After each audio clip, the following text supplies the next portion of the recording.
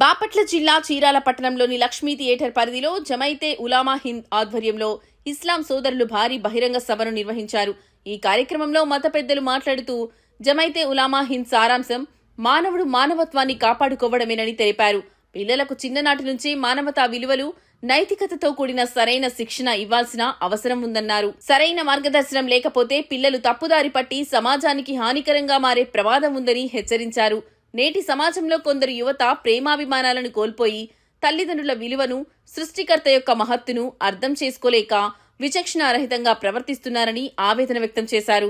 కుటుంబ పెద్దల్ని గౌరవించడం, మానవత్వాన్ని పరిరక్షించడం జమైతే ఉలామా హింద్ యొక్క ప్రధాన లక్ష్యమని మత పెద్దలు స్పష్టం చేశారు.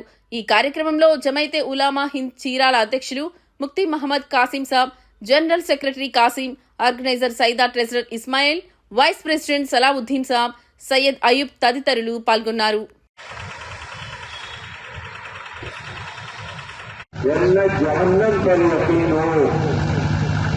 मुस्लिमा के मुखलिस रहनुमा मिल्ली व कौमी कायदीन मुअज़्ज़ज़ दीनी भाइयों, अस्सलामु अलैकुम व रहमतुल्लाहि व बरकातुहू।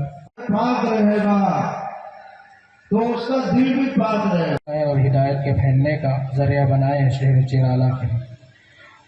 आमीन।